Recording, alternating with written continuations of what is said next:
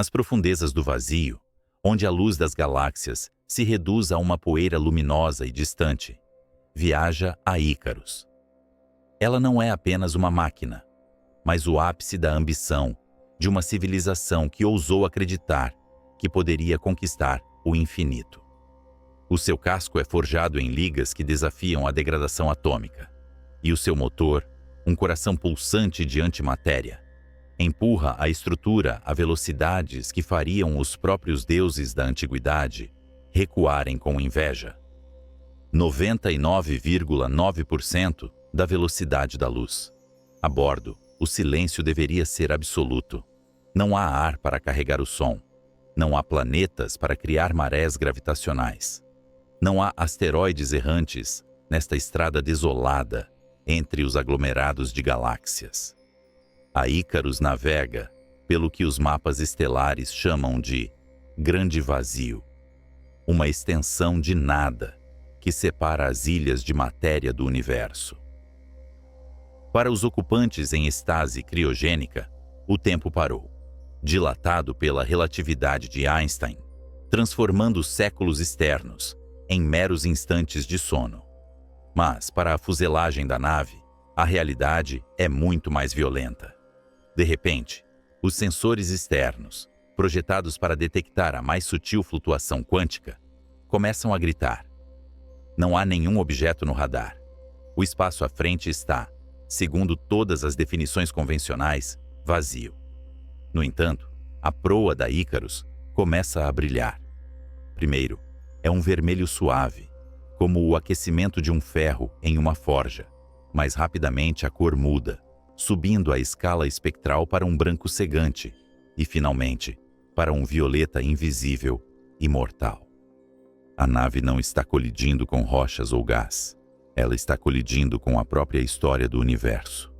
A temperatura no escudo defletor sobe para milhões de graus. O metal, antes indestrutível, começa a descamar, átomo por átomo, como se estivesse sendo lixado por um vento fantasma. Mas que vento pode existir no vácuo perfeito? A resposta reside na luz mais antiga que existe. Os fótons que viajam desde o momento em que o cosmos se tornou transparente, 380 mil anos após o Big Bang. Para um observador parado, esses fótons são inofensivos, frios, meras micro-ondas que sussurram a temperatura de 3 graus acima do zero absoluto. Mas a Ícaros não está parada. Ela está correndo contra a luz. Ao colidir com esses fótons antigos a uma velocidade próxima à da causalidade, a nave comprime as ondas de luz à sua frente. O que era uma brisa suave de micro-ondas torna-se, pela violência do efeito Doppler, uma tempestade de raios gama. O universo, que parecia um oceano calmo e aberto, revela-se subitamente cheio de um melaço invisível, uma viscosidade imposta pela própria luz da criação. A Ícaros está queimando na atmosfera do Big Bang. Esta imagem aterrorizante da nossa sonda fictícia, desintegrando-se no nada, serve para destruir uma das nossas ilusões mais queridas: a ideia de que o espaço é um palco vazio esperando para ser atravessado. Durante séculos, olhamos para o céu noturno e vimos liberdade. Vimos um convite aberto para ir cada vez mais rápido, para colonizar não apenas as estrelas vizinhas, mas as galáxias distantes que pontilham o firmamento como joias inalcançáveis. Acreditávamos que o único limite era a engenharia, a quantidade de combustível que poderíamos carregar, ou a eficiência dos nossos motores. Estávamos errados. Existe um muro. Não um muro de pedra ou de energia projetada por uma civilização alienígena hostil, mas um muro fundamental construído pelas leis da física de partículas e pela cosmologia. É uma barreira de fogo que se ergue quando tentamos nos aproximar demais da velocidade suprema. Este limite tem um nome, uma designação técnica que soa como uma sentença jurídica proferida pelo Tribunal da Natureza. o limite de Greisen-Zatzepin-Kuzmin, ou simplesmente o limite GZK. Para compreender a verdadeira natureza desta barreira, precisamos recuar no tempo, longe da nossa Ícaros moribunda, e voltar aos laboratórios empoeirados e aos quadros negros cobertos de giz do século XX. Precisamos entender como a humanidade descobriu que o vácuo não é vazio, mas sim um tecido denso, vibrante e, sob as condições certas, letal. Isaac Newton imaginava o espaço como um palco absoluto, um receptáculo passivo, onde a matéria encenava o drama da gravidade. Para ele, se retirássemos todas as estrelas e planetas, restaria um palco vazio, eterno e imutável. Mas Albert Einstein rasgou esse cenário. Com a relatividade geral, ele nos mostrou que o espaço e o tempo são entrelaçados em um tecido flexível, capaz de se curvar, esticar e vibrar. No entanto, mesmo na visão de Einstein, o vácuo em si, a ausência de matéria, era visto como algo que poderia ser atravessado sem resistência, desde que se tivesse energia suficiente. A mudança de paradigma veio não de uma teoria sobre o movimento, mas de uma descoberta sobre a temperatura. Em meados da década de 60, dois radioastrônomos, Arno Penzias e Robert Wilson, apontaram uma grande antena de chifre para o céu e encontraram um ruído. Não importava para onde olhassem, o ruído estava lá. Era uma estática persistente, uniforme, que vinha de todas as direções do cosmos. Inicialmente, pensaram que fosse um defeito no equipamento ou até mesmo o resultado de dejetos de pombos na antena. Mas após limparem a máquina e recalibrarem os instrumentos, o sussurro permaneceu. Eles haviam tropeçado no fundo cósmico de micro-ondas. Eles estavam ouvindo o eco do Big Bang. Imaginem o universo primitivo não como o vasto escuro que vemos hoje, mas como uma fornalha de plasma incandescente, tão densa e quente que nem mesmo a luz conseguia escapar. A luz estava presa, colidindo constantemente com elétrons livres, numa dança caótica e impenetrável. Mas à medida que o universo se expandiu, ele esfriou. Num momento crítico, os elétrons se uniram aos prótons para formar os primeiros átomos de hidrogênio neutro. De repente, o nevoeiro se dissipou. A luz, finalmente livre, disparou em todas as direções. Essa luz viaja pelo universo há 13,8 bilhões de anos.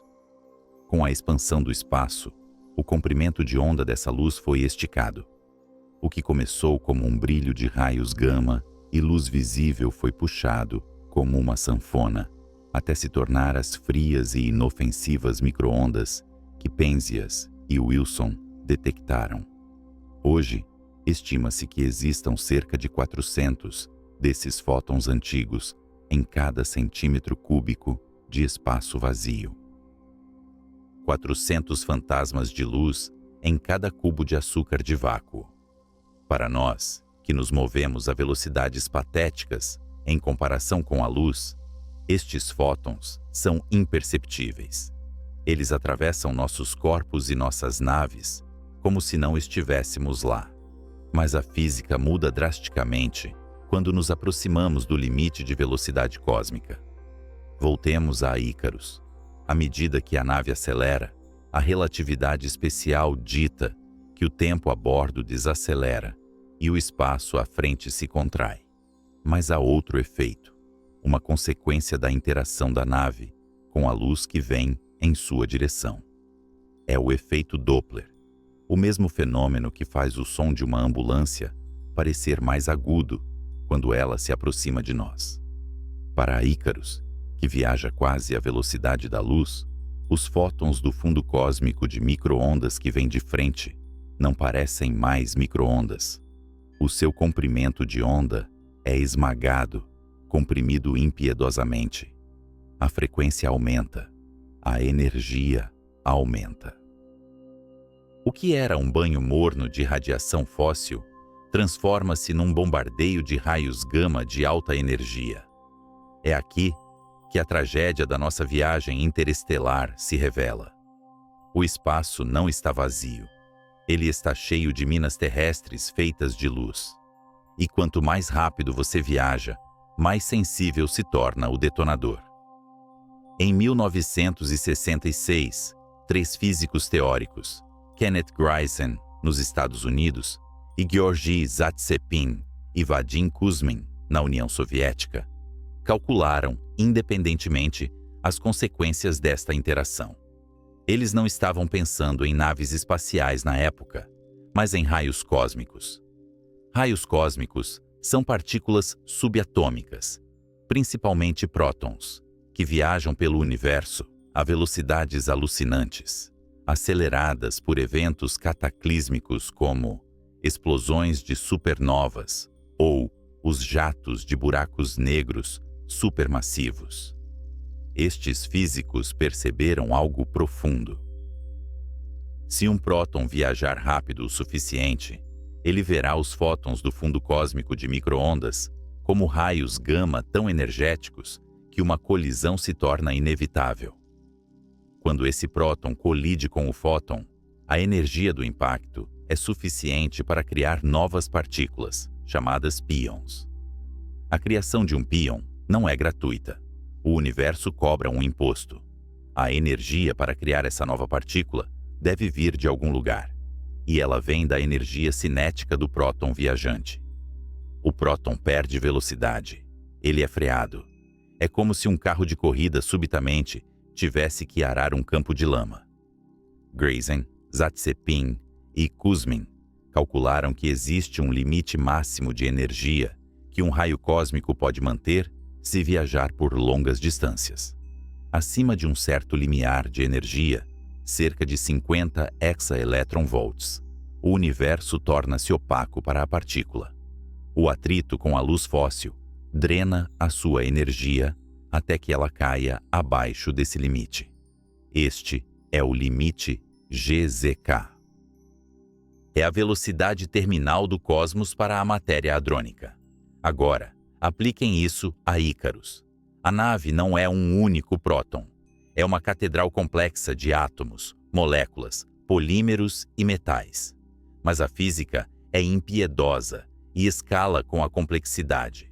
Se os prótons individuais dos átomos do casco da nave forem acelerados a ponto de verem o fundo de micro-ondas, como uma parede de fogo, a estrutura da nave começará a interagir nuclearmente com o vácuo. O casco da Ícaros não está apenas aquecendo. Ele está sofrendo reações nucleares em sua superfície.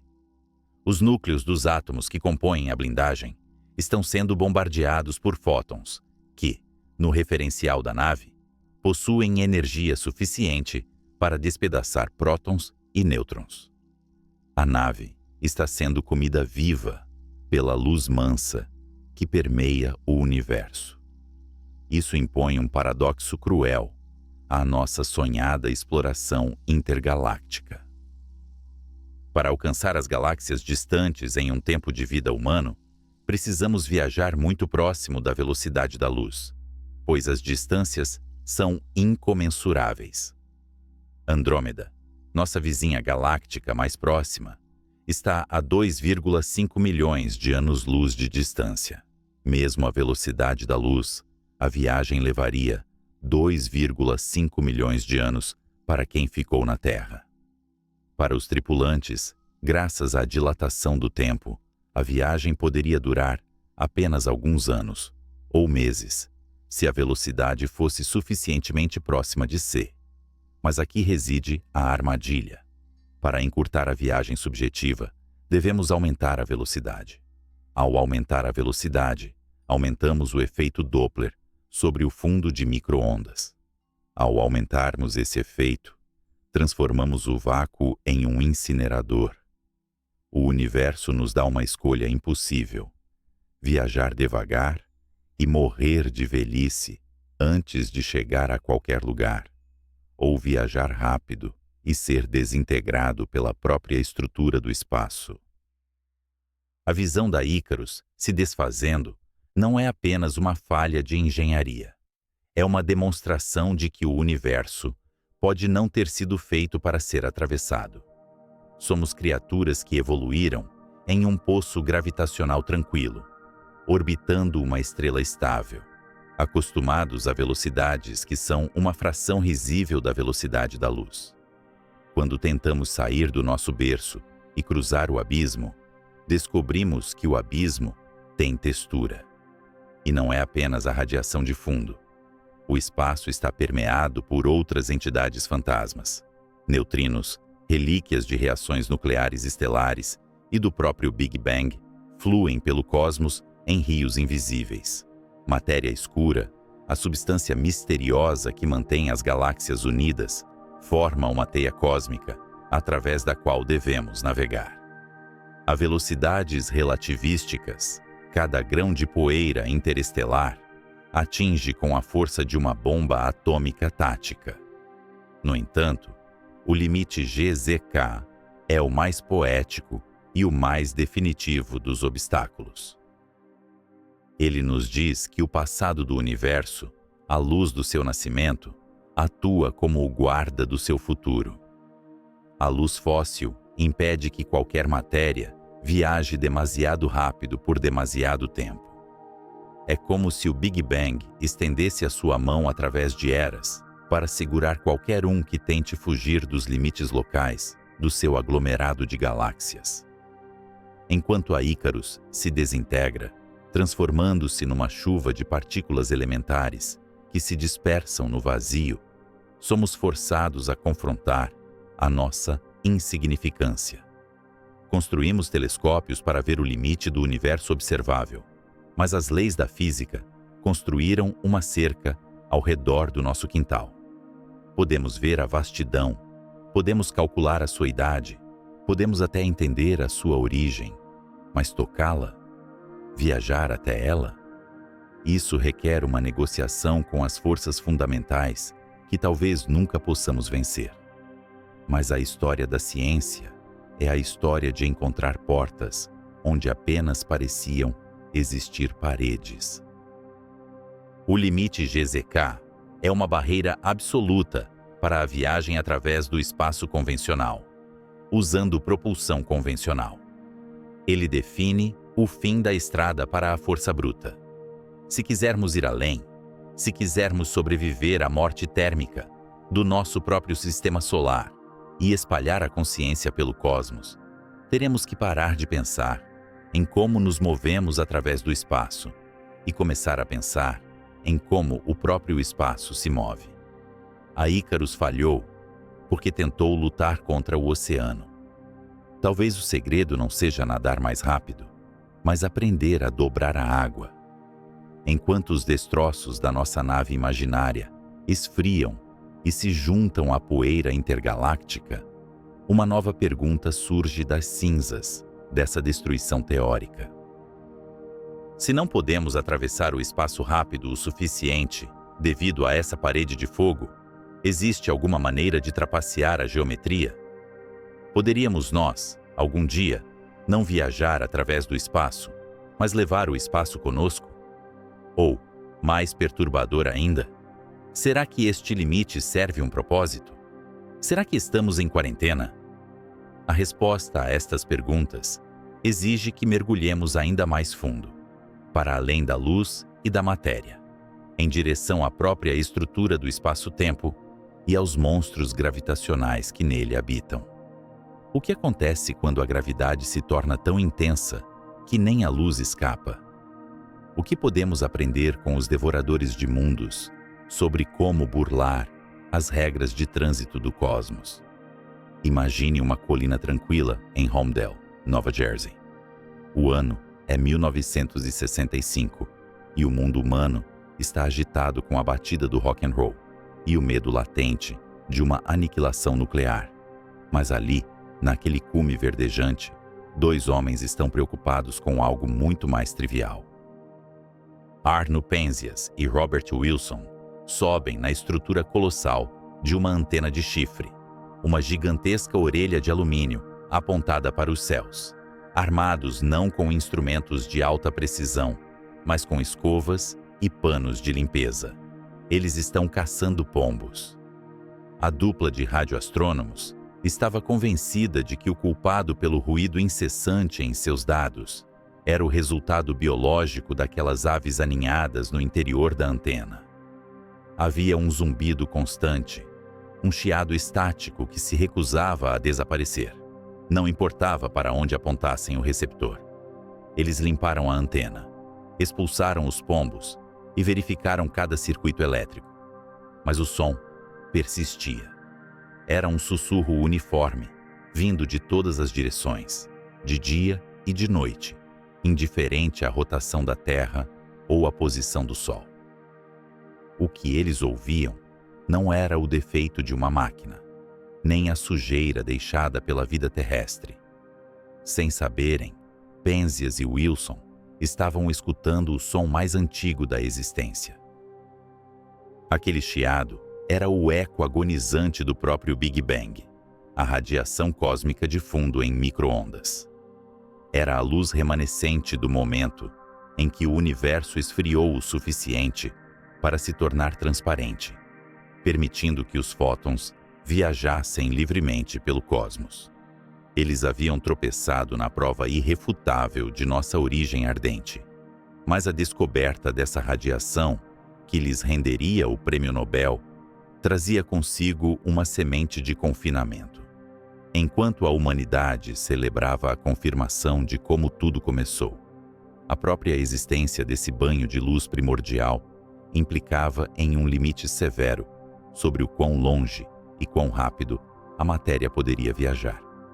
O universo acabara de se revelar não como um vazio perfeito, mas como um oceano denso e traiçoeiro. A narrativa avança apenas um ano, para 1966. O cenário geopolítico é gélido. A cortina de ferro divide o planeta em duas esferas de influência que raramente se tocam, exceto através da ameaça mútua ou da espionagem. No entanto, as leis da física não respeitam fronteiras políticas, e a matemática é uma linguagem que ignora ideologias. Nos Estados Unidos, na Universidade de Cornell, o físico Kenneth Greisen estava debruçado sobre equações que descreviam o comportamento de partículas subatômicas viajando pelo vasto vazio intergaláctico. Do outro lado do mundo, em Moscou, Georgy Zatsepin e Vadim Kuzmin realizavam exatamente os mesmos cálculos. Separados por oceanos, ideologias e arame farpado, essas três mentes chegaram simultaneamente a uma conclusão que mudaria para sempre nossa compreensão da estrutura do universo. Eles perceberam que a radiação cósmica de fundo não era apenas um cenário passivo ou um brilho nostálgico do passado. Ela era uma barreira física. Para entender o que Greisen, Zatsepin e Kuzmin viram em seus quadros negros, precisamos visualizar o universo não como um vácuo vazio, mas como uma sala lotada.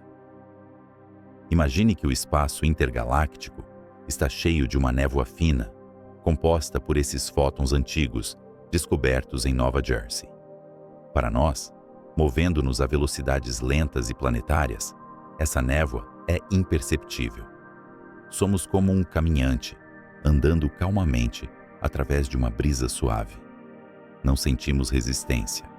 Mas agora, imagine uma partícula, um próton, sendo acelerado por algum evento cataclísmico nos confins do cosmos. Talvez o nascimento de uma estrela de nêutrons, ou o jato furioso de um núcleo galáctico ativo. Esse próton é arremessado com uma energia inimaginável, acelerando até 99,998% da velocidade da luz. Nessas velocidades extremas, a realidade se altera drasticamente. A relatividade especial dita que o tempo e o espaço se deformam para o viajante. Mas há outra consequência, uma mudança na percepção da energia. Para esse próton ultra-rápido, a inofensiva radiação cósmica de fundo muda de face. Devido ao efeito Doppler, os fótons de micro-ondas, que para nós são frios e fracos, aparecem para o próton como raios gama de altíssima energia, colidindo contra ele com uma violência avassaladora. O vácuo, que parecia vazio, torna-se subitamente viscoso.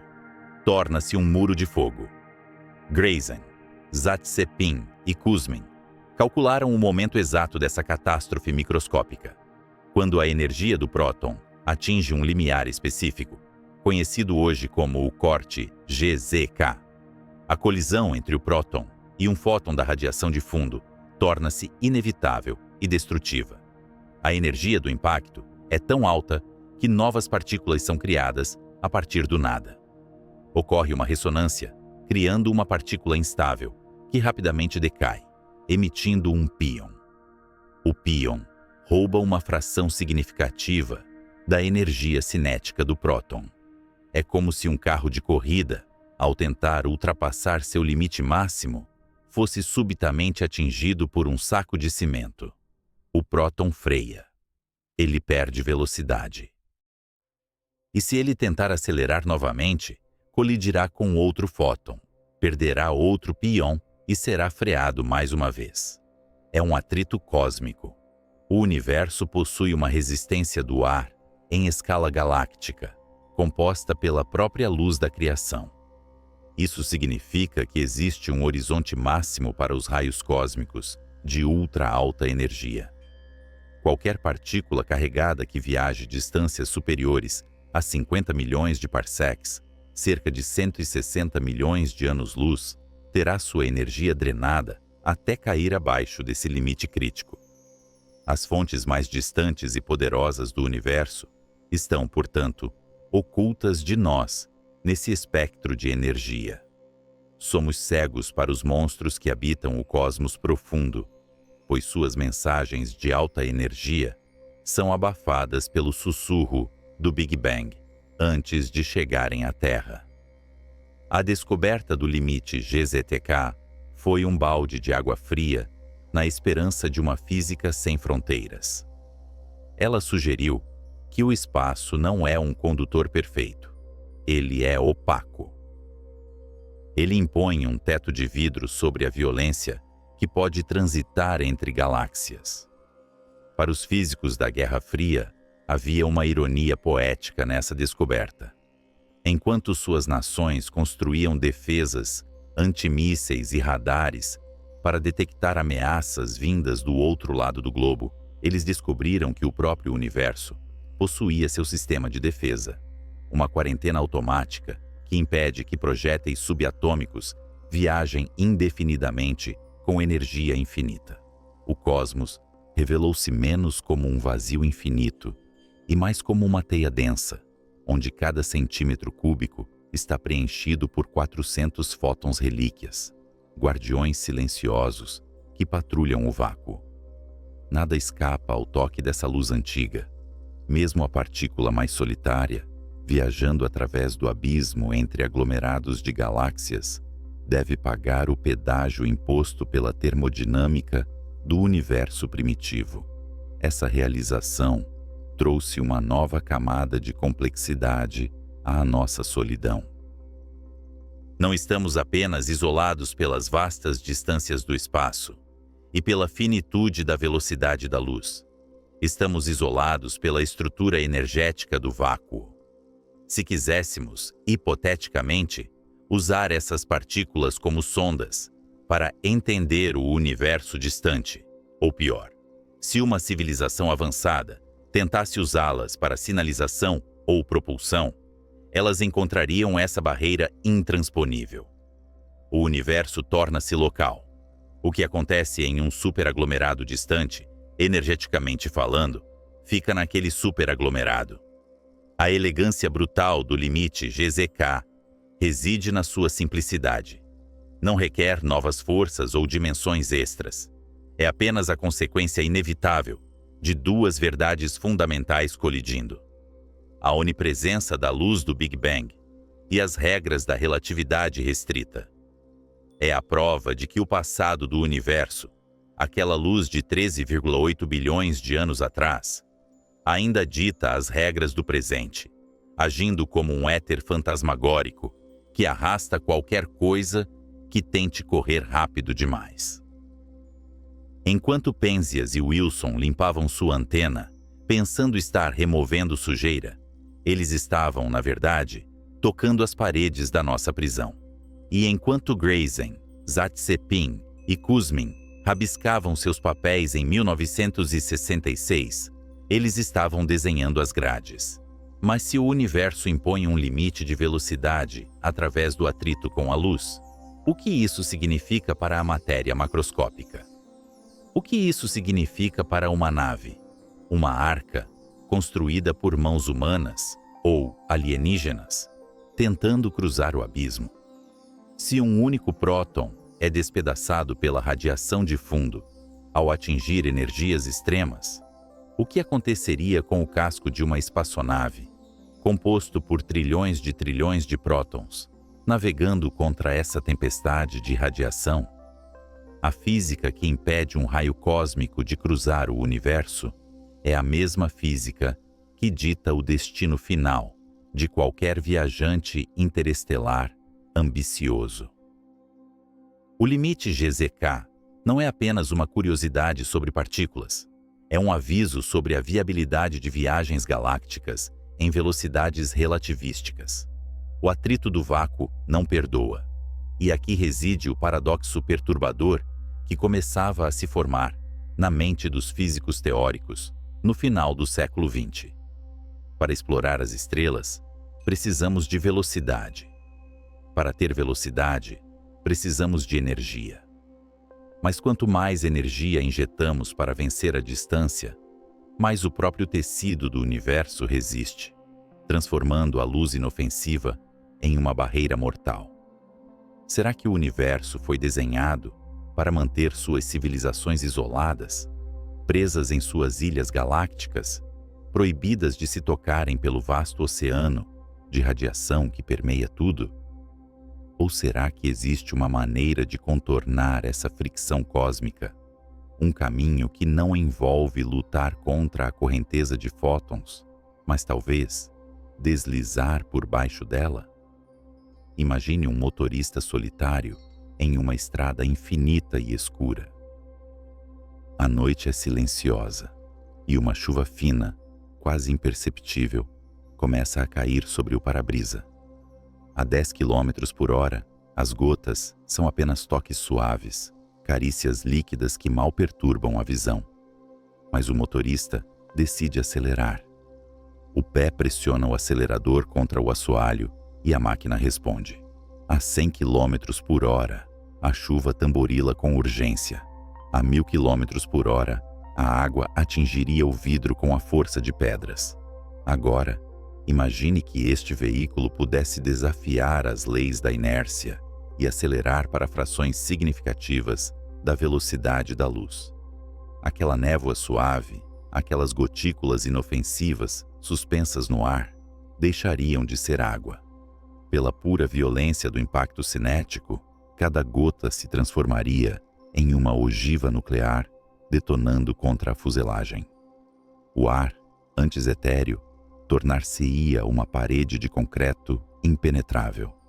Esta é a tragédia silenciosa que aguarda qualquer viajante que ouse desafiar os limites de velocidade do cosmos.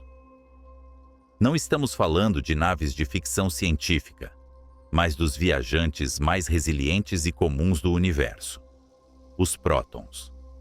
Para entender por que o universo impõe um limite rígido à velocidade, precisamos encolher nossa perspectiva e descer ao reino subatômico, onde a intuição humana falha e as regras da mecânica quântica dançam com a relatividade restrita de Einstein.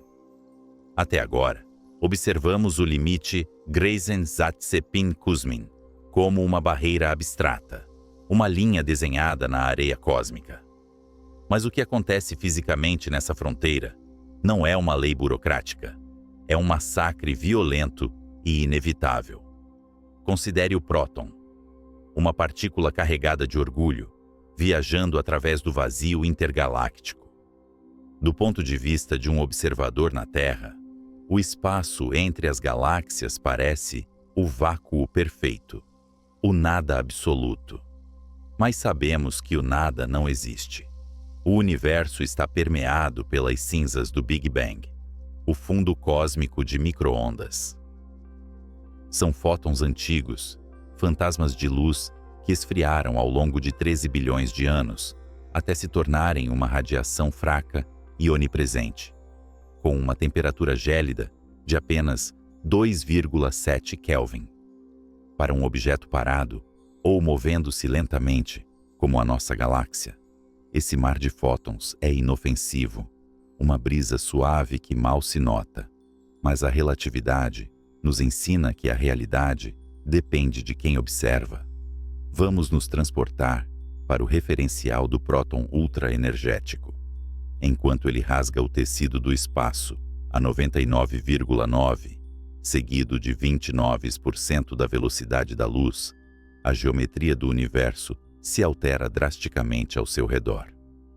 O espaço à sua frente se contrai, esmagado pela transformação de Lorentz. E aqueles fótons inofensivos do fundo de micro-ondas sofrem uma metamorfose aterrorizante. Devido ao efeito Doppler, a luz que vem de encontro ao próton muda de cor. Assim como o som da sirene de uma ambulância se torna mais agudo à medida que se aproxima, a frequência da luz aumenta para quem vai ao seu encontro. Para o nosso próton viajante, o desvio para o azul é tão extremo, tão absoluto, que aqueles fótons de micro-ondas deixam de ser ondas de rádio frias. Em seu referencial, eles se transmutam em raios gama de alta energia. O universo, que parecia escuro e vazio, acende-se num inferno de radiação cegante. O vácuo torna-se um forno. É aqui que a chuva se transforma em balas. O próton não está mais viajando no vácuo. Ele está colidindo de frente com um muro de fogo. Quando a energia desse choque atinge um limiar crítico, a natureza invoca uma de suas equações mais fundamentais para restaurar o equilíbrio. A energia cinética precisa ir para algum lugar. Não pode simplesmente desaparecer. Neste momento de impacto cataclísmico entre o próton e o fóton transmutado, ocorre um fenômeno conhecido como fotoprodução de pions. A colisão é tão violenta que excita a estrutura interna do próprio próton. Ele absorve o fóton e, por um instante brevíssimo, deixa de ser um próton. Ele incha com energia, transformando-se em uma ressonância instável, uma partícula efêmera e exótica, chamada bárion delta. O bárion delta é uma criatura que não pertence a este mundo calmo. Ele vive por um tempo tão curto que mal podemos dizer que existiu, cerca de 10 elevado a menos 24 segundos. É uma respiração contida, um grito preso na garganta da matéria. E como toda coisa instável na natureza, ele precisa decair. Ele precisa se livrar desse excesso de energia torturante. E o faz de maneira explosiva. O bárion delta se desfaz, cuspindo para fora uma nova partícula, um pion. Este pion é o preço do pedágio. Ele é a moeda que o próton paga para continuar existindo. Mas essa moeda é cunhada a partir da própria velocidade do viajante.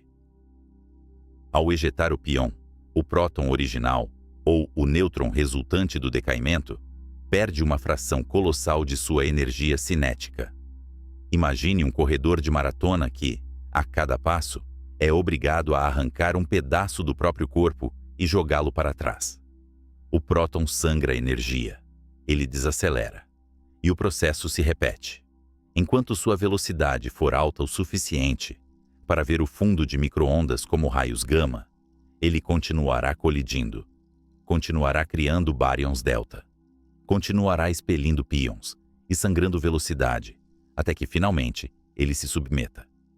Até que ele diminua a marcha para um nível onde os fótons voltem a ser apenas uma chuva inofensiva. Este mecanismo revela uma verdade profunda e perturbadora sobre a estrutura da realidade.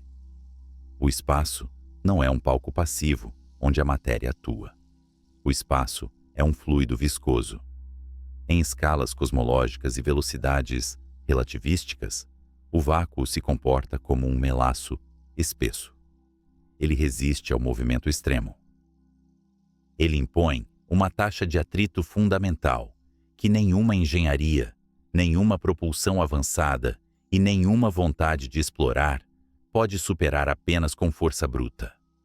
A produção de pions atua como um dreno de energia universal, um termostato que impede que qualquer partícula de matéria, seja um simples próton ou o casco de uma nave estelar hipotética, mantenha energias arbitrariamente altas por distâncias cósmicas. É como se o universo tivesse um mecanismo de defesa imunológica contra a velocidade excessiva, garantindo que as ilhas de matéria permaneçam isoladas umas das outras. O horizonte de eventos de um buraco negro nos diz que há lugares de onde não podemos escapar. A fotoprodução de pions nos diz que há lugares aos quais não podemos chegar, pelo menos não com a velocidade que sonhamos. A chuva de fótons, onipresente desde o alvorecer dos tempos, ergue-se como uma grade prisional, não feita de barras de ferro, mas feita de luz e geometria. E se um simples próton, uma das construções mais robustas da natureza, é despedaçado e humilhado por essa fricção cósmica, o que isso significa para estruturas mais complexas?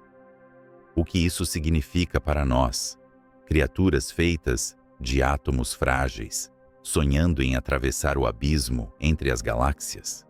Será que a própria luz que nos permitiu ver o universo é a mesma carcereira que nos mantém presos em nosso berço local? Ao olharmos para o céu noturno, vemos a luz das estrelas, mas agora sabemos que entre nós e elas existe um oceano invisível e turbulento, pronto para devorar a energia de qualquer um que tente cruzá-lo rápido demais.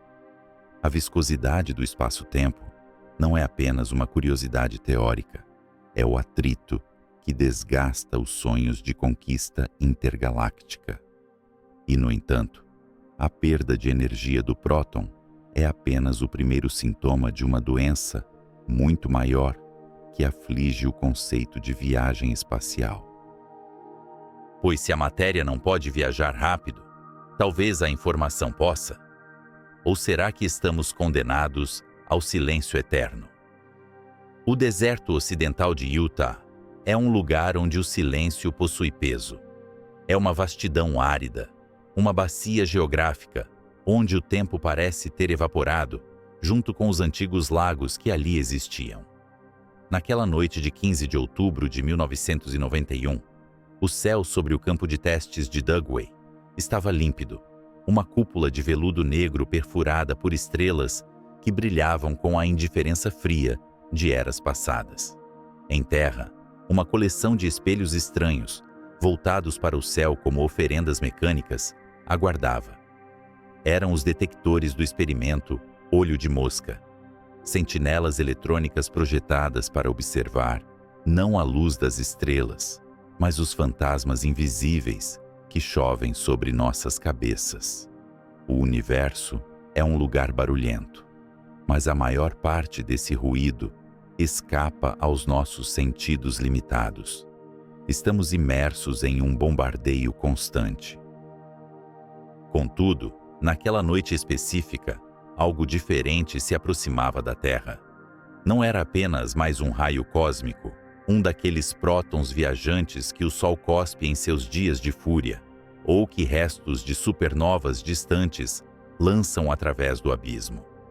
Aquilo era uma anomalia.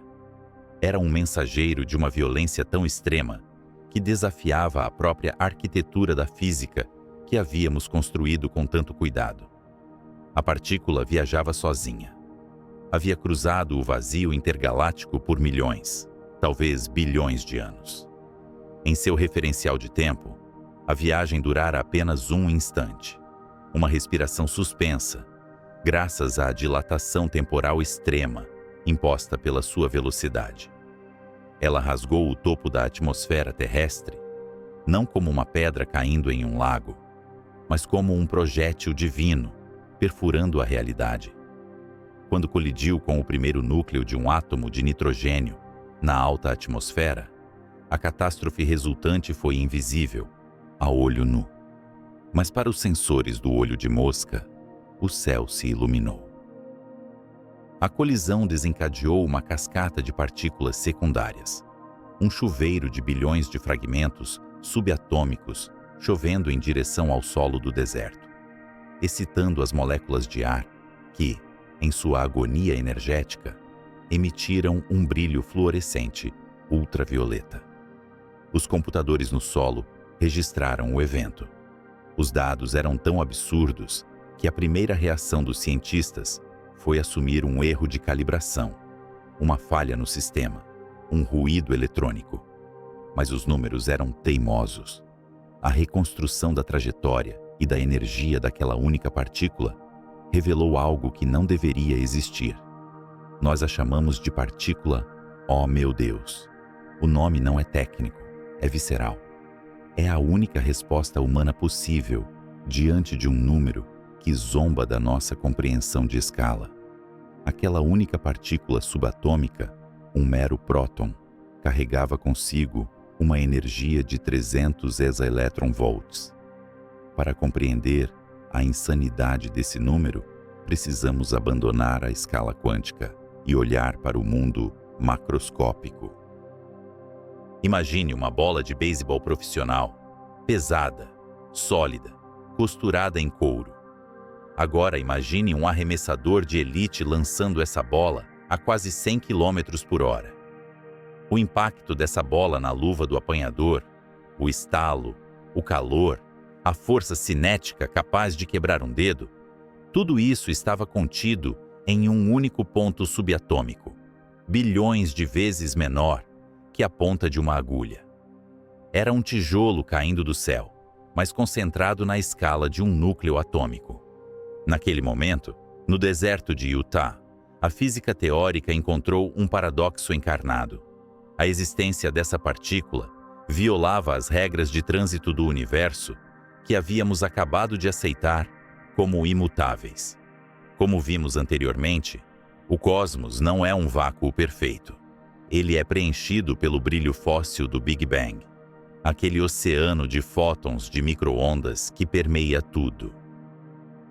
Para uma partícula viajando a velocidades tão extremas, esses fótons inofensivos deveriam aparecer como uma tempestade de radiação gama de alta energia, criando um atrito insuperável. Aquele próton deveria ter colidido com a radiação de fundo, perdido energia, sangrado sua velocidade até se tornar um raio cósmico comum. O horizonte imposto pelo limite que discutimos deveria ter agido como uma muralha, impedindo que qualquer coisa com essa energia viajasse por mais de 150 milhões de anos-luz. Mas a partícula, oh meu Deus, estava ali, atingindo nossos detectores com a fúria intacta de sua origem. Isso nos deixava com duas possibilidades aterrorizantes. A primeira era que a relatividade especial de Einstein, a rocha sobre a qual construímos nossa compreensão do espaço e do tempo, estava errada em altas energias. Talvez, em velocidades tão próximas à da luz, as leis mudassem. Mas a física é conservadora. Não descartamos Einstein levianamente.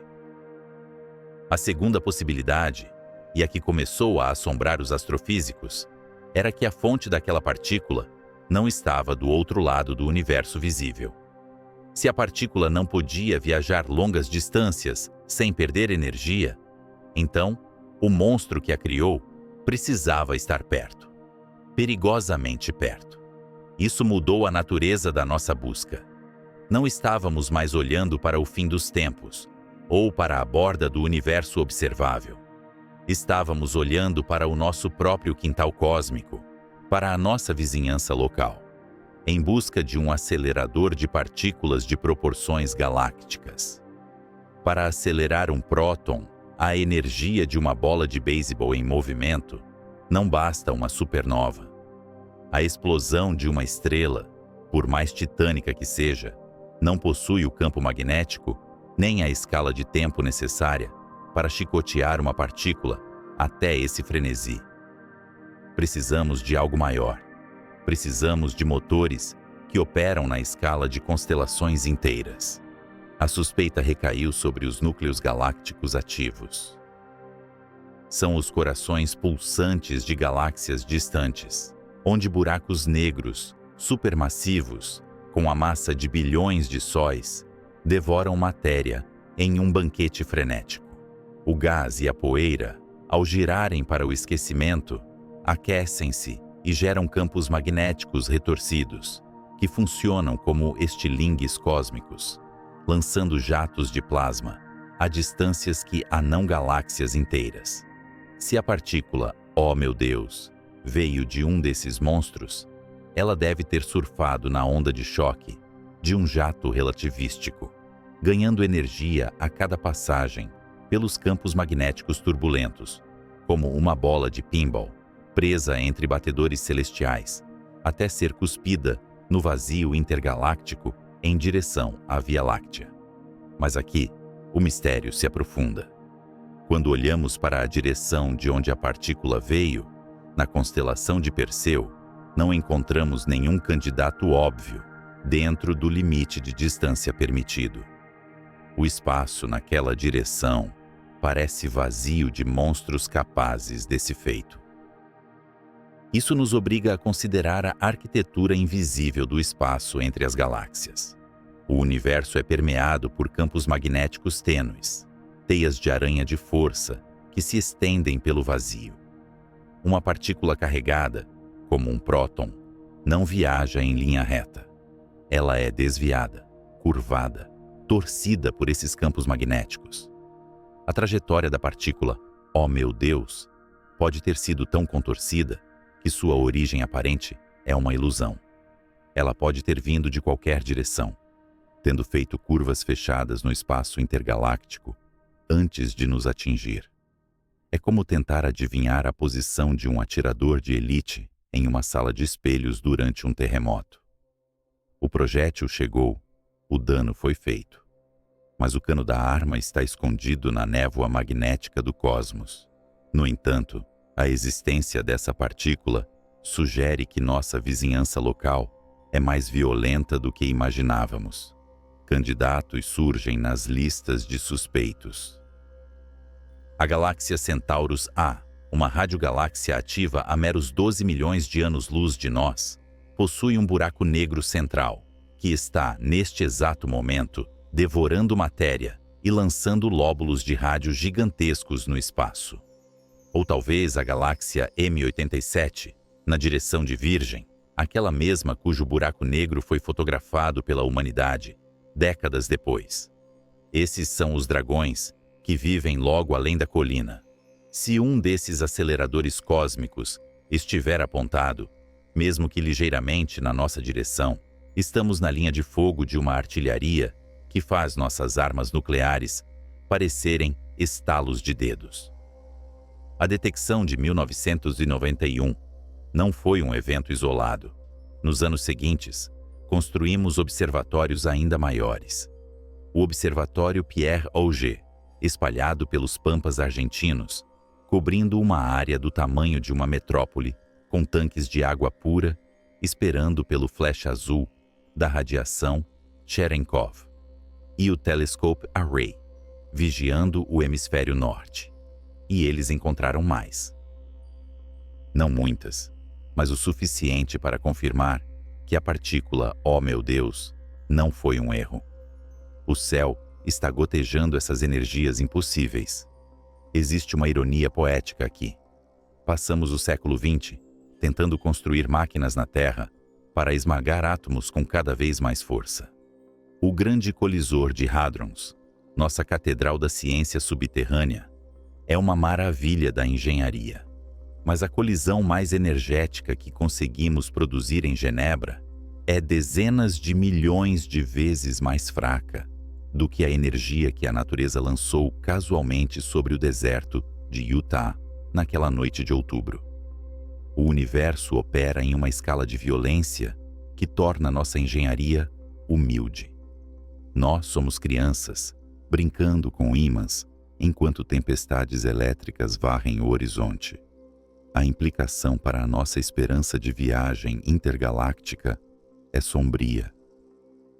Se o espaço entre as galáxias é atravessado por essas balas de canhão invisíveis, e se a própria estrutura do espaço impõe um atrito que destrói qualquer matéria complexa que tente acelerar a essas velocidades, então estamos duplamente confinados. Não podemos acelerar nossas naves para escapar do limite de velocidade sem sermos queimados pela radiação de fundo, e se tentarmos navegar devagar, estamos expostos ao fogo cruzado desses aceleradores cósmicos monstruosos. O limite que discutimos não é apenas uma barreira teórica para partículas, é um aviso. Ele nos diz que o universo local tem uma textura, uma viscosidade. A ideia de um vácuo limpo e seguro é um mito. O espaço é um meio ativo, cheio de campos, fótons e projéteis. A partícula, ó meu Deus, é a prova de que a energia flui pelo cosmos, de maneiras que ignoram as fronteiras que pensávamos serem seguras. E se a fonte não for um núcleo galáctico ativo? E se for algo ainda mais exótico? Alguns físicos teóricos sussurram sobre defeitos topológicos na estrutura do espaço-tempo, relíquias do Big Bang, chamadas cordas cósmicas. Fios de energia pura, mais finos que um próton, mas com a massa de continentes, chicoteando pelo universo e decaindo em partículas de ultra-alta energia. Se for esse o caso, a partícula de Utah foi um estilhaço da própria criação, um pedaço do Big Bang que chegou atrasado para a festa. Ou talvez estejamos vendo o decaimento de matéria escura supermassiva, partículas fantasmas que compõem a maior parte da massa do universo, colapsando em explosões de energia visível bem aqui, no halo da nossa própria galáxia. Cada hipótese é mais fantástica que a anterior, mas todas apontam para a mesma verdade inquietante. Não compreendemos a maquinaria que opera logo acima de nossas cabeças. O deserto de Utah voltou ao silêncio após aquele nanosegundo de fúria, mas a nossa visão do universo mudou irrevogavelmente. O céu noturno não é um teto tranquilo, é a boca de um forno. Essa partícula nos forçou a olhar para o mapa do universo local com novos olhos. Não procuramos mais apenas por estrelas e planetas, mas pelas armas fumegantes que disparam através do vazio. E ao fazermos isso, percebemos que a nossa própria galáxia, a Via Láctea, pode não ser o refúgio seguro que pensávamos. Estamos à deriva em um mar onde monstros se agitam nas profundezas, e as ondas que eles criam quebram contra a nossa atmosfera com a força de bolas de beisebol arremessadas por deuses. Mas se o espaço é tão hostil, tão cheio de atrito e fogo cruzado, o que isso significa para o destino final de qualquer civilização que ouse sonhar em deixar seu berço? Se as estradas entre as estrelas são campos minados e as autoestradas intergalácticas são intransitáveis devido à própria luz que ilumina o caminho, estamos condenados ao isolamento? A partícula, ó meu Deus, foi um aviso ou um convite para decifrarmos uma física nova, uma maneira de contornar as regras que parecem nos prender a esta pequena rocha azul? Imagine uma catedral de titânio e grafeno flutuando no silêncio entre as estrelas. Não é uma nave de guerra, mas uma arca, um receptáculo da esperança humana, projetado para garantir a imortalidade da nossa espécie, longe de um sol moribundo. Nos sonhos febris dos escritores de ficção científica, E nos quadros brancos das agências espaciais, esta nave é o auge da engenharia. Ela possui motores de antimatéria, ou talvez, velas de luz impulsionadas por lasers baseados em luas distantes, capazes de empurrar a embarcação a frações significativas da velocidade da luz. A promessa é sedutora em sua simplicidade. Se aplicarmos energia suficiente, se empurrarmos com força suficiente, o universo se curvará à nossa vontade, e as distâncias incomensuráveis entre as galáxias se tornarão meros intervalos de tempo. Os passageiros dormem em cápsulas de criostase, sonhando com novos céus e sóis azuis, confiantes de que a física é apenas um conjunto de equações a serem resolvidas. Mas enquanto os motores rugem em silêncio e o velocímetro digital sobe para 99% da velocidade da luz, a realidade desperta. A nave não está entrando em um vazio passivo. Ela está prestes a colidir com a parede mais antiga e implacável da criação. Nós tendemos a pensar no vácuo como o nada absoluto, um palco vazio onde a matéria dança. Mas o espaço nunca está verdadeiramente vazio. Ele está saturado com o eco do Big Bang, aquele brilho fóssil que chamamos de fundo cósmico de micro-ondas. Para um observador em repouso, ou movendo-se nas velocidades patéticas de nossos foguetes químicos, este fundo é inofensivo. Um banho frio de fótons a apenas 2,7 graus acima do zero absoluto. É uma brisa suave, remanescente, do primeiro grito de luz do universo. Mas a relatividade é uma amante cruel, que altera a natureza da realidade dependendo da velocidade com que você corre em direção a ela. À medida que a nossa catedral interestelar acelera, a geometria do espaço-tempo conspira contra ela. Ocorre um fenômeno conhecido como o efeito Doppler relativístico. Assim como o som da sirene de uma ambulância se torna mais agudo à medida que se aproxima de você, a luz que a nave encontra de frente sofre um desvio para o azul.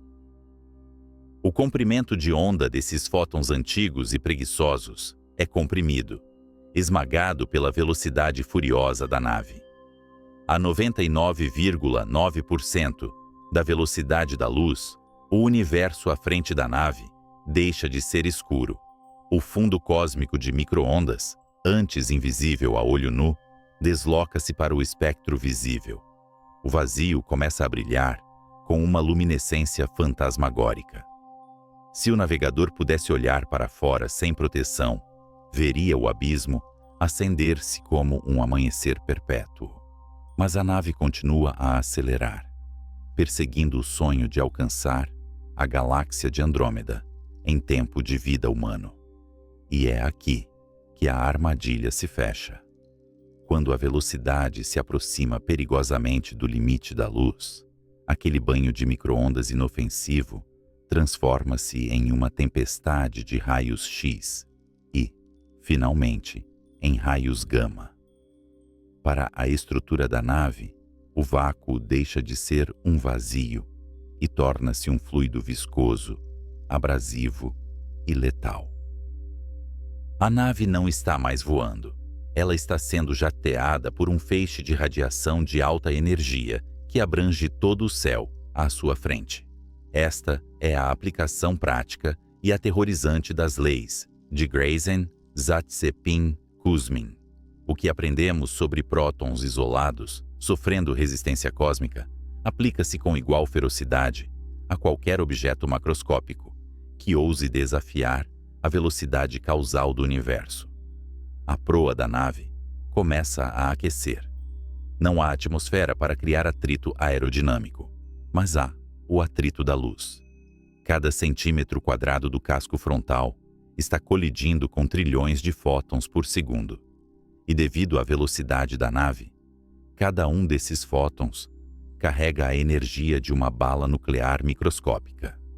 A blindagem de titânio e grafeno, orgulho da engenharia humana, começa a brilhar, não por reflexo, mas por incandescência.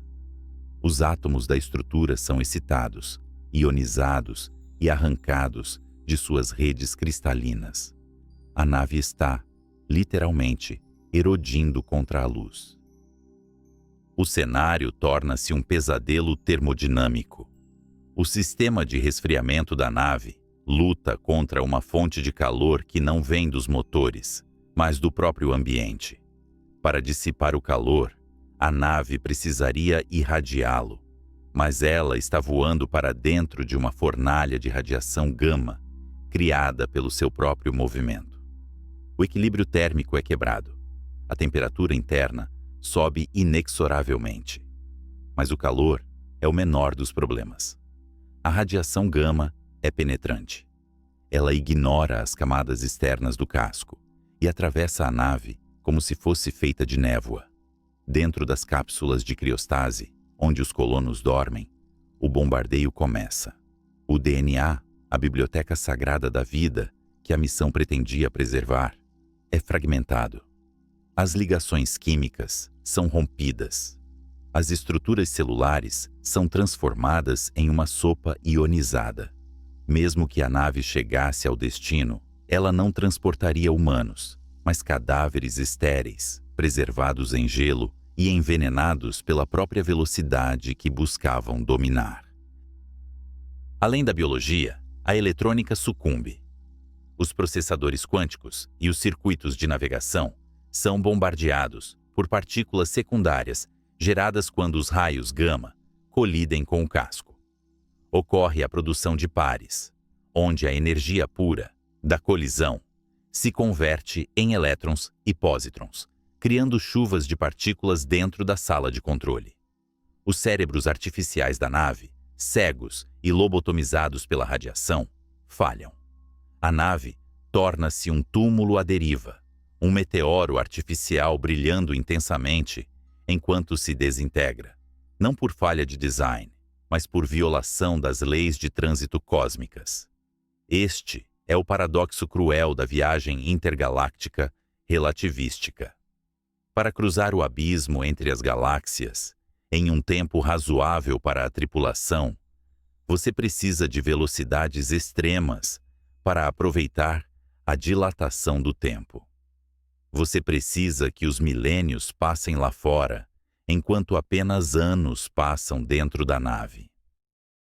Mas a velocidade necessária para essa dilatação temporal é exatamente a velocidade que transforma o fundo cósmico de micro-ondas em um muro de fogo mortal. O universo impõe um imposto sobre a velocidade. Quanto mais rápido você tenta escapar do seu lugar no espaço-tempo, mais o universo resiste, tornando o próprio vácuo espesso e intransponível. O limite GZK revela-se, portanto, não apenas uma curiosidade sobre partículas subatômicas, mas uma barreira de engenharia fundamental. Ele atua como uma quarentena cósmica. Ele sugere que as civilizações não foram feitas para deixar seus aglomerados locais. Podemos saltar entre as estrelas da nossa própria galáxia, onde as distâncias são vastas, mas administráveis em velocidades subrelativísticas moderadas. Mas cruzar o grande deserto entre a Via Láctea e o aglomerado de Virgem, isso exige uma energia e uma velocidade que provocam a ira do fundo de micro-ondas. Considere a viscosidade do espaço-tempo sob esta nova luz. Imaginávamos o espaço como um oceano sem atrito, onde um empurrão duraria para sempre. Mas a presença de fótons fósseis significa que o universo tem uma textura. Viajar a velocidades relativísticas extremas é como tentar correr dentro de uma piscina. A água, que cede facilmente ao movimento lento, torna-se dura como concreto sob impacto rápido. A nave espacial experimenta um arrasto cósmico. Para manter a velocidade constante contra o bombardeio de fótons, os motores precisariam consumir quantidades infinitas de energia, lutando não contra a inércia, mas contra a pressão de radiação criada pelo seu próprio avanço. E se tentássemos blindar a nave? Construir um escudo de gelo ou campos magnéticos de magnitude estelar à frente da embarcação? A física ri dessas tentativas. Para desviar raios gama dessa intensidade, os campos magnéticos precisariam ser tão poderosos que distorceriam a própria maquinaria da nave.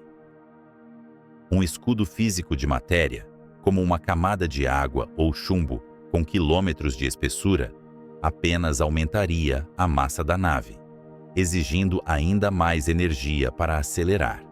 E, eventualmente, esse escudo também se tornaria um plasma radioativo, uma segunda fonte de radiação mortal, cozinhando a tripulação logo atrás dele. Há uma ironia poética aqui. A mesma radiação que nos permitiu compreender o nascimento do universo, o eco do Big Bang, é a mesma radiação que nos aprisiona em nosso berço local. O fundo cósmico de micro-ondas é a grade da nossa cela. Ele define o horizonte máximo da nossa ambição física. As histórias de impérios galácticos, que abrangem todo o universo, com frotas viajando livremente entre superaglomerados, desmoronam diante da realidade da interação fóton-matéria. O universo observável tem 93 bilhões de anos-luz de diâmetro, mas para qualquer espécie biológica ou máquina feita de matéria bariônica, o universo acessível é uma fração minúscula disso. Estamos confinados às nossas vizinhanças galácticas.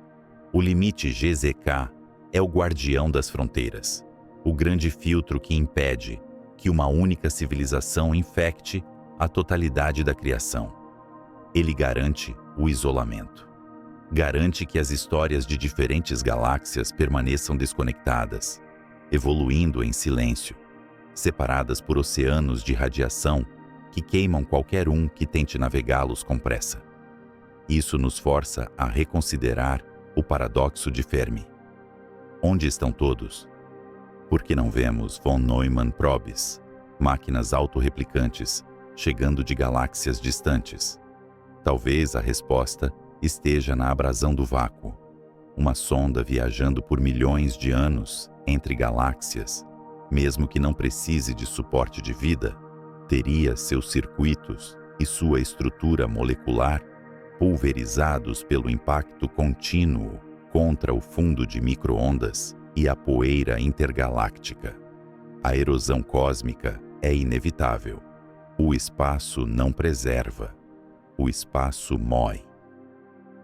Ao olharmos para o céu noturno, para a mancha difusa de Andrômeda, devemos vê-la não como um destino próximo, mas como uma ilha separada por um mar tempestuoso que nunca poderemos cruzar em alta velocidade. A relatividade nos deu a esperança de encurtar o tempo, mas a termodinâmica e a física de partículas nos cobraram o preço dessa esperança. A viagem rápida é uma viagem de autodestruição. O universo permite que você vá a qualquer lugar, desde que você tenha a paciência de ir devagar, de rastejar através das eras, transformando a exploração espacial não em uma aventura de uma vida, mas em um projeto de evolução de espécies, onde gerações nascem, vivem e morrem na escuridão entre as estrelas, protegidas pela lentidão de sua jornada. Se a velocidade é a morte, então a paciência é a única chave para as estrelas distantes. Mas seremos nós, criaturas de vida curta e ambição rápida, capazes de aceitar uma viagem que dura mais do que a história da nossa civilização? Ou estaremos condenados a olhar para o abismo, sabendo que as leis que governam os átomos e a luz conspiraram para nos manter exatamente onde estamos, ilhados em uma praia de estrelas, contemplando um oceano que ferve se tentarmos nadar rápido demais? Imagine um faroleiro solitário sentado na borda de um penhasco, observando navios que partem para o oceano escuro. Um a um, as luzes dessas embarcações diminuem, tornam-se brasas vermelhas e finalmente desaparecem na neblina, não porque afundaram, mas porque o próprio oceano entre a costa e os navios está se expandindo, crescendo mais rápido do que a luz consegue viajar de volta para a praia. O faroleiro permanece, guardião de uma costa que se torna cada vez mais uma ilha isolada em um abismo sem fim. Esta é a nossa realidade cósmica. Em 1929, quando Edwin Hubble sentou-se na cadeira fria do telescópio Hooker, no Monte Wilson, ele percebeu que as galáxias estavam se afastando de nós. Mas o que ele viu como uma dança de recuo era, na verdade, o início de uma longa e irreversível despedida. Nós vivemos em um universo que não está apenas crescendo, mas rasgando-se em uma aceleração impulsionada por uma força fantasma, que chamamos de energia escura. E é aqui, na interseção entre a velocidade vertiginosa desta expansão e a barreira inabalável que discutimos anteriormente, que o destino da exploração humana é selado. Nós contemplamos o limite Grayson-Zatsepin-Kuzmin como um muro de fogo, uma fricção imposta pelos fótons remanescentes da criação que impede qualquer matéria de viajar indefinidamente perto da velocidade da luz. Vimos isso como um limite de velocidade universal. Mas agora, devemos sobrepor a esse limite uma nova e terrível verdade. O alvo está se movendo. E está se movendo para longe, impulsionado por um espaço-tempo que se cria a partir do nada. Imagine uma civilização avançada, herdeiros de nossos sonhos estelares, que decide lançar uma arca em direção ao aglomerado de Virgem. Eles possuem a tecnologia para roçar a velocidade da luz, aceitando o custo energético colossal e a dilatação temporal que transformará séculos em dias para a tripulação. No entanto, assim que a nave começa a rasgar o vácuo, ela enfrenta a tempestade de fótons da radiação cósmica de fundo, o atrito do limite GZK, que começa a degradar o casco e a estrutura atômica da própria embarcação. Para mitigar esse dano, eles poderiam optar por viajar um pouco mais devagar, logo abaixo do limiar crítico, onde o espaço se torna opaco aos raios cósmicos. Mas o universo não espera pela prudência. Enquanto a nave viaja a velocidades subrelativísticas seguras, o espaço entre a Via Láctea e o aglomerado de Virgem se estica. A energia escura infla o vazio. A distância que precisava ser percorrida dobra, triplica, quadruplica. É uma corrida de pesadelo, onde a linha de chegada recua exponencialmente, enquanto o corredor é forçado a manter um trote constante para não ser incinerado pela atmosfera. A tragédia matemática aqui é absoluta. Existe um ponto de não retorno, um horizonte cosmológico de eventos. Qualquer galáxia que esteja além de uma certa distância de nós está sendo carregada pela expansão do espaço a uma velocidade que, do nosso ponto de vista, excede a velocidade da luz. Isso não viola a relatividade, pois é o próprio tecido do espaço que se expande, não os objetos que se movem através dele. Mas o resultado prático é uma guilhotina causal. A luz emitida por essas galáxias distantes, lutando contra a correnteza de um espaço em expansão, nunca chegará aos nossos olhos. Elas saem do nosso universo observável. Elas desaparecem da história. O limite GZK garante que não podemos ir rápido o suficiente para alcançar o que foge, e a energia escura garante que o que foge nunca irá parar. Estamos presos em uma pinça cósmica. A fricção da radiação nos segura por trás, enquanto a expansão arrasta o destino para frente. Isso reescreve o futuro da exploração espacial de uma odisseia de descoberta infinita para uma sentença de prisão perpétua local. Com o passar de eras geológicas, a maioria das galáxias que hoje vemos pontilhando o céu noturno aquelas manchas difusas de luz que inspiraram gerações de astrônomos, cruzarão esse horizonte. Sua luz será desviada para o vermelho até se tornar ondas de rádio longas e indetectáveis. E então, silêncio. Um silêncio absoluto e eterno. O grupo local, nossa vizinhança cósmica composta pela Via Láctea, Andrômeda e algumas dezenas de galáxias anãs, é gravitacionalmente ligado. A gravidade aqui é forte o suficiente para vencer a repulsão da energia escura. Com o tempo, todas essas galáxias se fundirão em uma única e titânica ilha de estrelas, muitas vezes apelidada de Milcomeda. Mas fora das fronteiras desta supergaláxia, haverá apenas o vazio. Tente visualizar o céu noturno de um planeta orbitando uma estrela anã vermelha daqui a 100 bilhões de anos. Os astrônomos dessa era futura apontarão seus instrumentos para o céu e verão trilhões de estrelas, todas pertencentes à sua própria galáxia fundida. Mas quando olharem além, para o espaço profundo, não verão nada, nenhuma outra galáxia, nenhum brilho distante. A expansão terá levado todo o resto do universo para além do horizonte de visibilidade. A radiação cósmica de fundo, o eco do Big Bang, que nos permitiu decifrar a origem de tudo, terá sido esticada a tal ponto que sua energia será indetectável. Esses observadores do futuro viverão o que chamamos de o fim da cosmologia. Eles concluirão, baseados em todas as evidências observáveis disponíveis para eles, que o universo é estático, eterno e consiste apenas em sua única ilha de estrelas, cercada por um vazio infinito e imutável. Eles não terão como saber sobre o Big Bang, não terão como saber sobre a expansão, não terão como saber que um dia existiram bilhões de outras galáxias repletas de possibilidades. A verdade sobre a origem e a natureza do cosmos será apagada pela própria evolução do cosmos. Nós, que vivemos nesta era fugaz e privilegiada, somos os únicos que podem ver o universo em sua glória conectada. Estamos no breve intervalo de tempo entre a névoa primordial e a escuridão eterna.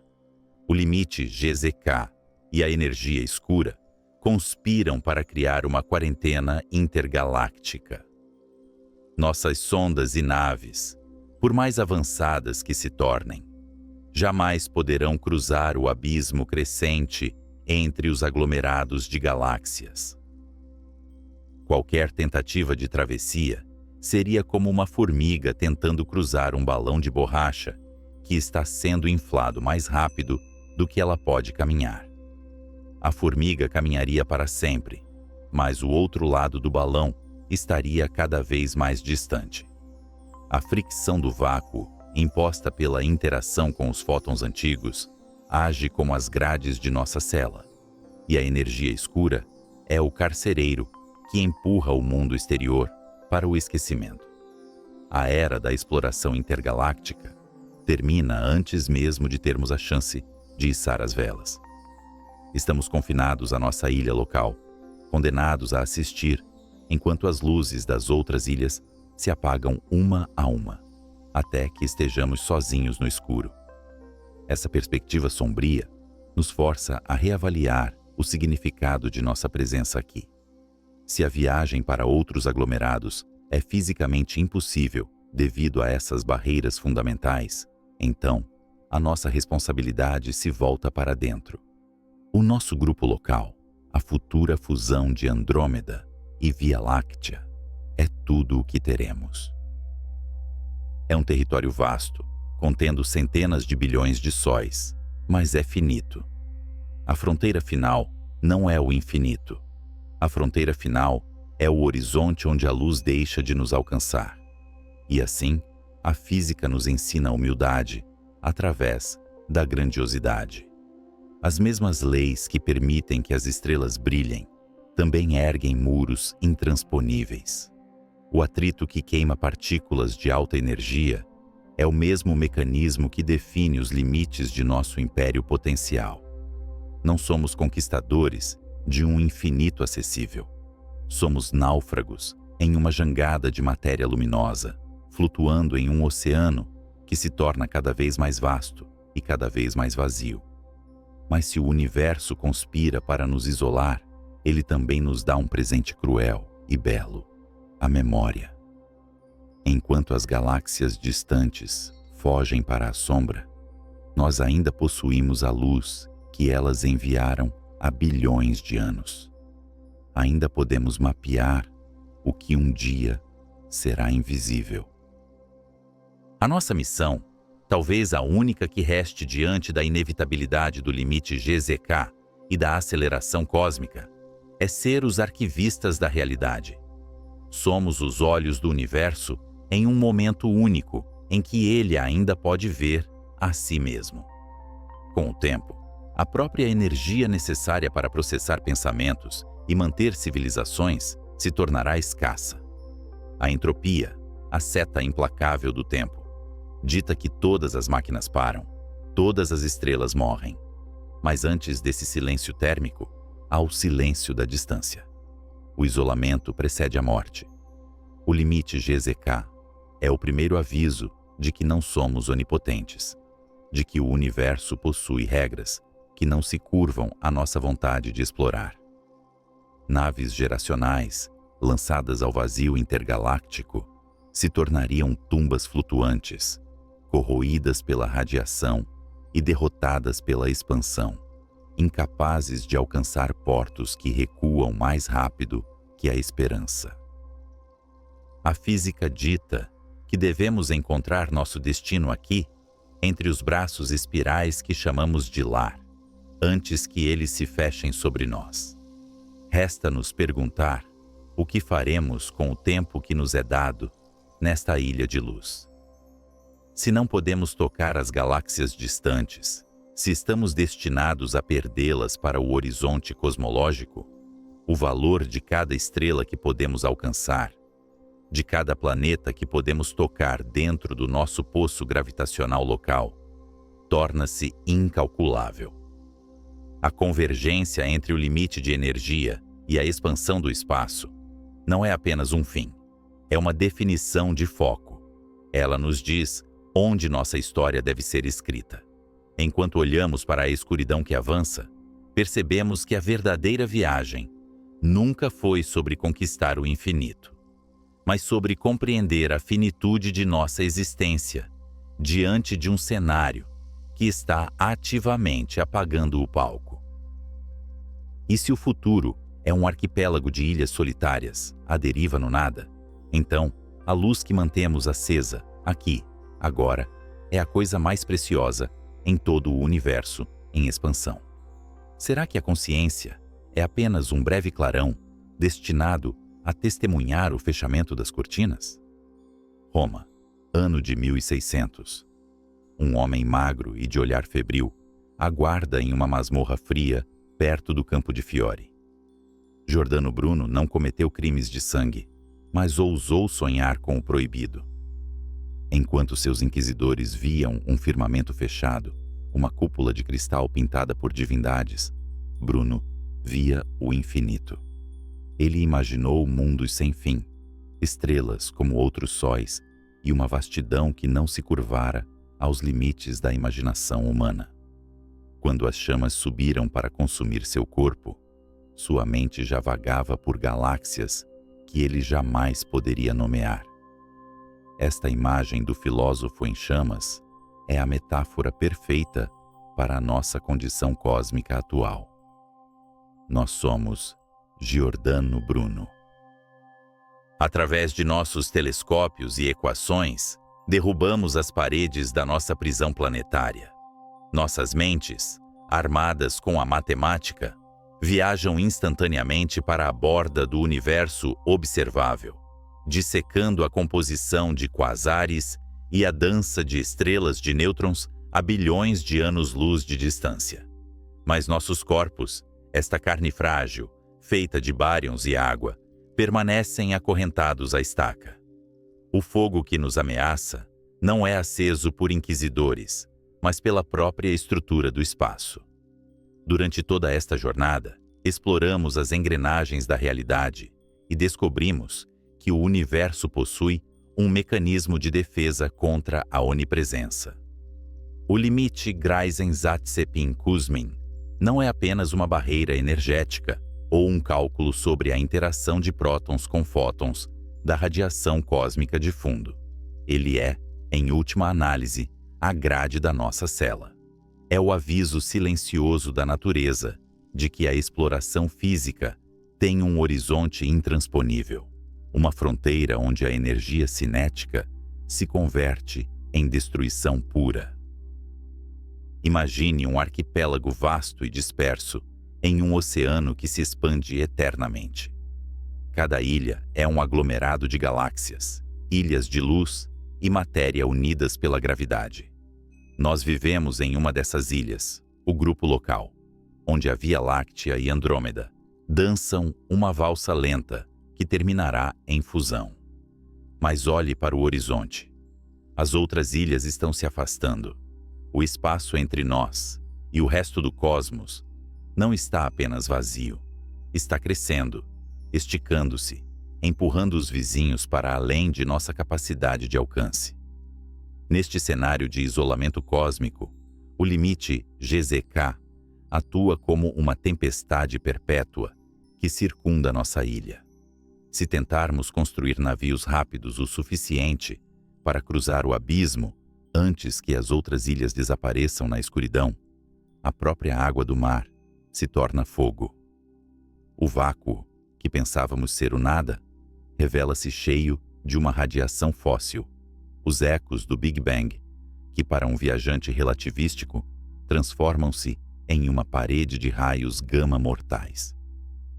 O universo permite que olhemos para as outras ilhas, permite que analisemos sua luz, que calculemos suas distâncias e que compreendamos sua história.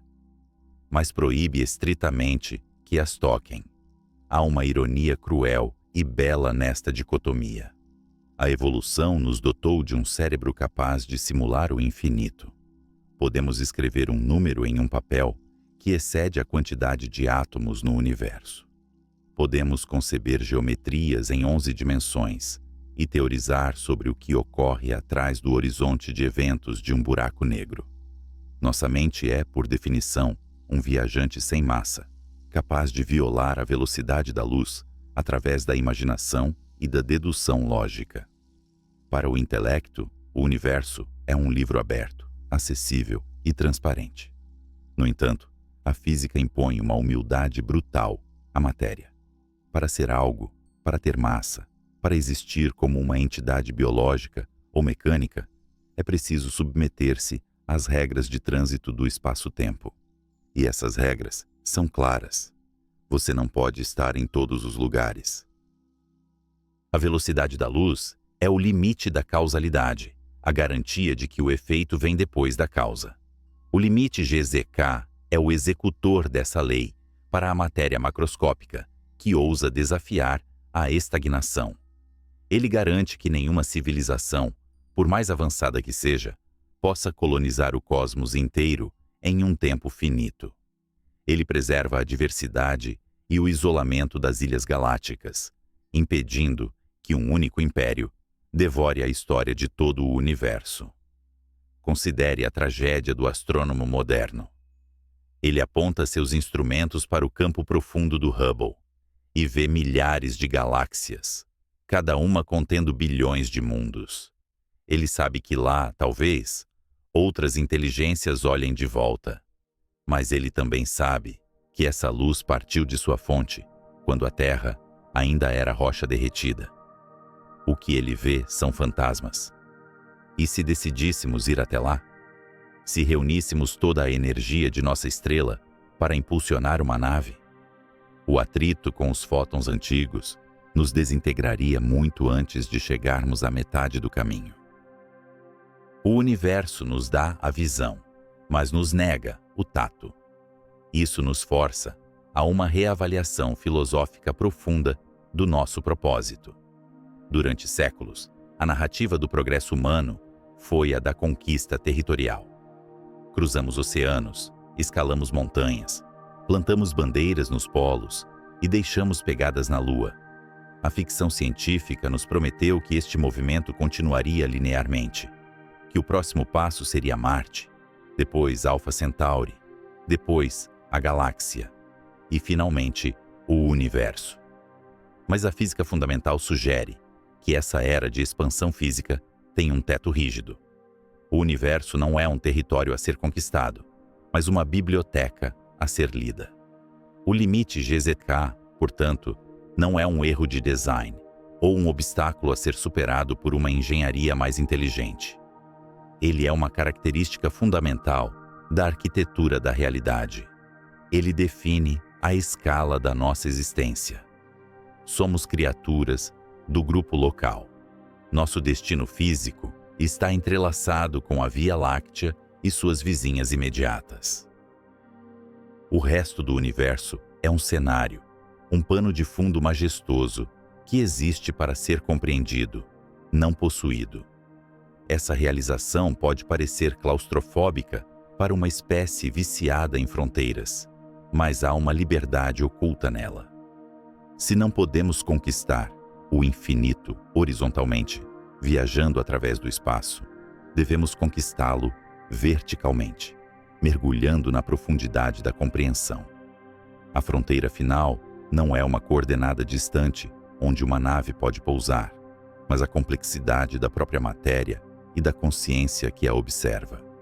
Talvez o universo tenha estruturado suas leis para proteger a causalidade da ambição desenfreada da vida. Se fosse possível viajar instantaneamente ou atravessar o cosmos sem atrito, o tempo perderia seu significado e a história se colapsaria em um único instante caótico.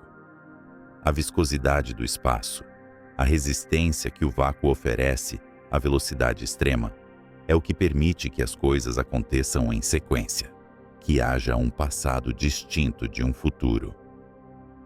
Estamos então presos em um arquipélago eterno, ilhados pela expansão do espaço e cercados pelo fogo invisível da radiação de fundo. Mas que prisão magnífica é esta! As paredes são decoradas com a luz de trilhões de estrelas. O teto é pintado com a história do tempo desde o primeiro segundo da criação. E os prisioneiros receberam a chave mestra para decifrar todos os códigos que regem a construção da cela. A grande viagem espacial, aquela que sonhamos desde que olhamos para o céu, nas savanas ancestrais, pode ter chegado ao seu limite teórico antes mesmo de começar verdadeiramente. Mas isso não marca o fim da nossa jornada.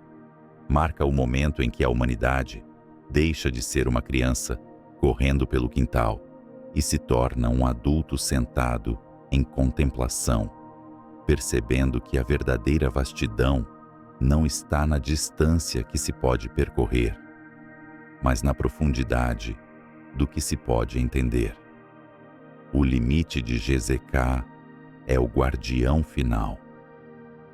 Ele permanece na fronteira entre o movimento e a estagnação, sussurrando que somos poeira de estrelas com a capacidade de sonhar, mas ainda poeira.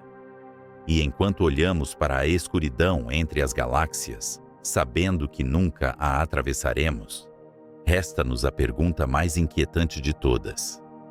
Será que o universo criou essas barreiras para nos manter dentro?